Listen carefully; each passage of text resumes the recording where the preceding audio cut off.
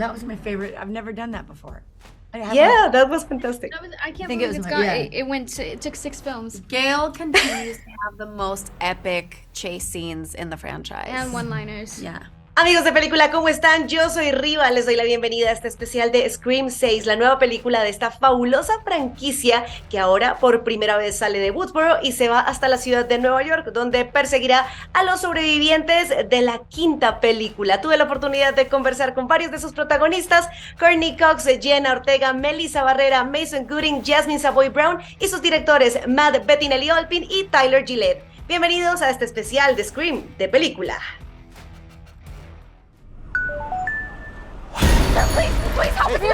There's a fucking line here, girl. You got a problem here, guy?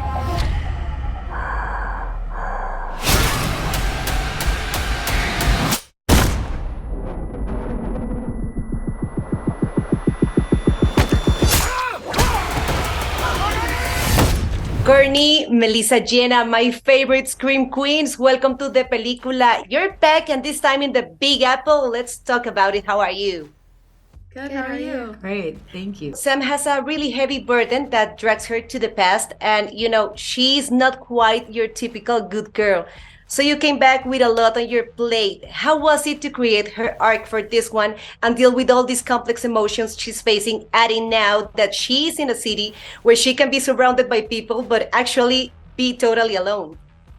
It was so fun because I feel like in the last movie we introduced all these characters, but we didn't really get to know them, and this time around there was going to be a chance to see how they're all dealing with the consequences of what happened at the end of the last movie. And I was also excited to get to see her relationship with other characters like Tara and Gail, which are like my favorite scenes in the movie is when I get to act opposite these two incredible actresses, and you get to see the relationship build and the friction between the sisters, and also how like Gail and Sam kind of come together, and Gail becomes like a guiding light and a mentor and like a protector for them. And I think it's just a really beautiful thing to explore that we get to see in this one. Courtney, once again, Gail's back, and with her, you never know what you're gonna get. She's fierce, she's ruthless, and she's really impulsive, taking everything that she's gone through and the amount of stamina she requires. How did you manage to keep evolving with her through the years? Well, that's really up to the writers. I really like when Gail is feisty and does things that you expect her to do, which are things that she shouldn't do. But then, of course, she's got a heart and she wants to get involved. And I love playing Gail. It's been great. How many times? 6 times. Yeah. Jenna, I love Sam and Tara's relationship, and I'm loving the friction we get to see between them on this one. Tara lives in the present. She's not interested in reliving what happened, but when she faces the past, that's when we get to see her really scary. How was it to craft this defense mechanism for her for this installment? It was really exciting because, it's the complete opposite of Sam, and I think there's a lot of arguing back and forth between our characters, and I feel like that's a very natural, relatable sibling dynamic. And it also makes a lot of sense. Not everyone's going to react to the trauma that they face the same way, and I think that it's a very common reaction for people to try to compress and hide and not confront their trauma as much as possible, and that's exactly what Tara is doing. And it's really interesting, too, just getting to know her a little bit more as a person, when she's not just screaming and on the verge of death the entire time. I had this secret. There's a darkness inside of me. It followed me here. And it's gonna keep coming for us.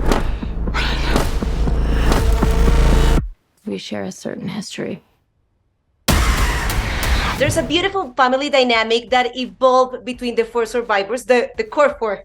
But Chad is the one that really owns it. Let's talk about the journey for Chad's emotions for this one and how those have really floored, especially for Tara. I think Chad is really excited about being a part of a family dynamic. I think he thrives in team settings. It goes hand in hand with the fact that he played football. I think something that gives him purpose is the protection and safety of the people he loves. I think where that fits in with Tara. Jeez. Tara is his understanding of her independence and how she is so capable of taking care of herself that he enjoys maybe being looked after or taking care of someone in that capacity as well. But we'll see. Matt, let's talk about Kirby, because she's back. And, you know, she was a really fan favorite, and her status was always left ambiguous. And this return for her as a survivor is fueled by anger. How was it to count with Hayden on set and working with her in the direction Kirby, all grown up now, has this time? It was great. We loved Kirby from Scream 4, and we wanted to put her in Scream 5, but it felt not right. It would have been like a little cameo. So we planted that Easter egg that she was letting people know she was alive in Scream 5. And then in this one, it was just so exciting. You know, when we first read the script that Guy and Jamie wrote, to see her as like a survivor who has then made her life's mission to go, you know, fight evil. And there was something so like rich and special in that. And Hayden was able to really just sink her teeth into it. And we would sit on set, you know, a lot like on the last one where we were working with the original trio and how exciting that was to us. And then on this one with Kirby, it was so exciting as fans to be able to see Kirby Reed come to life again. Jasmine, I love Mindy and how all the time she's all about getting the killer right. But in these movies, you never get what you expect. How was it going back to her now in a big city with bigger challenges?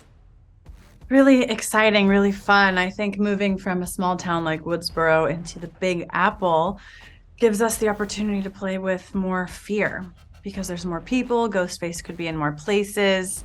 You know that the streets here, the avenues are gigantic, which means we can literally have longer chases.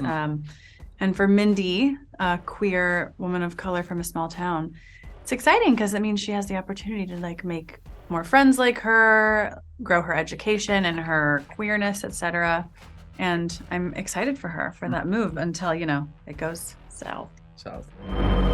Hello. Let's play a game. You know you're like the 10th guy to try this, right? It never works out for the dipshit in the mask.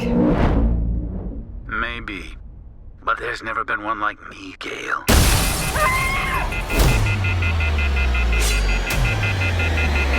I'm something different. That's why I'm gonna shoot you in the fucking head. By the way, Courtney, I love watching you talking with Ghostface on the phone for the first time for this. That was my favorite. I've never done that before. Yeah, that was fantastic. I can't think believe it was it's my- gone. yeah. It took 6 films Gail continues to have the most epic chase scenes in the franchise. and one-liners. Yeah. There's something that makes you feel a bit scared and insecure about being in a big city, especially New York, especially the subway. Let's talk about it and how maybe the pace of this city helped for the pace we get to see in the movie. As you know, this one goes fast and intense, and well, not to mention, it's full of action. You know, in terms of the energy, I think that one of the things that we've always felt whenever we've come to New York is just this feeling of like sleeplessness and relentlessness, and we, you know, when we read the script, that was just so present in the story. It felt like it was this Scream movie that had rocket fuel in the engine, and it was just going to move at such a fast pace, and that's a type of movie that we really love, where they're really on a condensed timeline. And there are no tangents, right? You get on the ride and you just go. There's no off ramp, and that was something that was present in this from the very beginning, and it was so exciting to bring that to life. I think the subway scene embodies a lot of what people expect from a New York setting, regardless of a horror genre or not. Is the pace of you get in for as long as you need to be and you get out immediately. There isn't any lollygagging or time wasting. You're only there for as long as you need to be. And in the movie, that level of frantic, in and out sort of understanding is heightened because there is a killer afoot. So you'll try your best to spend even less time on the subway, if you can believe it, because subway's pretty dirty. Except they just cleaned the ones in New York, so not so bad. They did? Oh yeah. I For love COVID, the they shut subway. the whole thing down. Oh, so like 3 years ago? Thank you so much, Matt, Tyler, for being with us on the película, for sharing your thoughts, and for always making us scream. Thank you so thank much. you. It's great Appreciate to meet it. you. Espero hayan disfrutado tanto de este especial de Scream 6 como yo disfruté conversando con sus protagonistas y enterándome un poco más de lo que hizo Ghostface en la ciudad de Nueva York. Mi nombre es Riva y nos encontramos en un próximo especial de película. Guys?